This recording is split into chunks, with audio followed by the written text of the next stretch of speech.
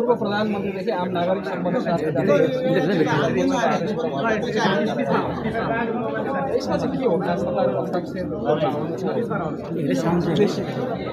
पहिला सुरु त म थोरै सरी भन्न चाहन्छु हस्टेलले मलाई नबोल भन्दा नि अति बढी भएर आज बोल्न बाध्य पुगेको पछाडि हल्ला नगरौँ न। अनि मेन कुरा के हो भन्दाखेरि हामीले जमानादेखि देखेको कुरा हो, काङ्ग्रेस एमाले माओवादी मिलेर सबै मिलेर खाइरहेको थिए, देशमा डुबाइरहेको थिए, युवाहरू बेचिरहेको थिए, देश संसारकै वान अफ द धेरै भ्रष्टाचार हुँदै गरिब देशमध्ये बनाइसकेको थियो। यो अवस्थामा अलिकति यो बालन शाहदेखि रवि लामी छाने अलिकति युवाहरू आइसके पछाडि चाहिँ यिनीहरू झस्किन थाले र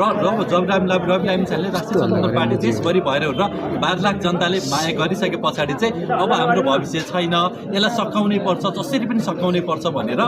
अब यिनीहरूले एउटा लामो एउटा योजना बनाएर सबै गरेर एउटा सेटिङ गरेर अदालतदेखि लिएर तपाईँले जिल्ला अदालत बाहेक अरू कुनै पनि अदालतमा राजनीतिक नियुक्ति बाहेक अरू हुन्छ हुँदैन नि त,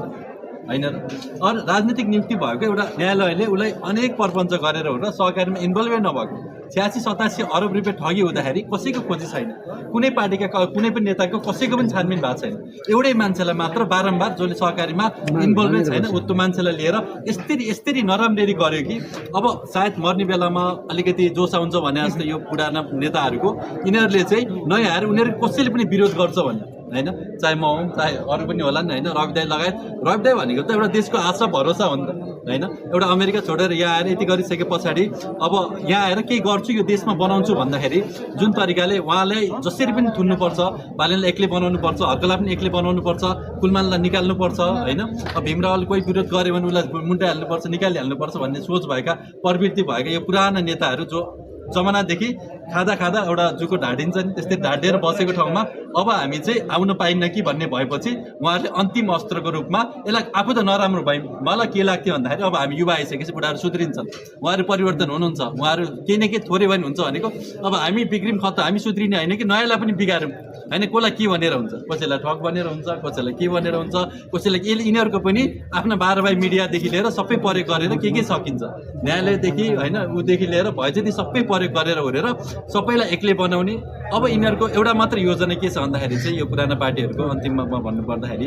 अब नयाँहरूलाई लडाउने र पुरानाहरू चाहिँ एक्लै आफू आउने आफ्नो एउटा विरासत जगाउने अन्तिम प्रयास छ हो, यो हुन दिनु हुँदैन। म सम्पूर्ण हामी यहाँ अजयजी सोमसर हामी सबैजना किन छौँ भन्दाखेरि हामी एक छौँ युवाहरू होइन, कसैलाई पनि गाह्रो पर्छ, आज रवि लामीमाथि अन्याय परेको छ हामी साथ दिने यहाँ छौँ र म बालिन शाह हर्क साम्पाङ कुलमान दाई सागर त हामी यहाँ सँगै छँदैछौँ। अब सबैलाई म के भन्छु भन्दाखेरि हामीले पनि आफ्नै तरिकाले नहिँड्नु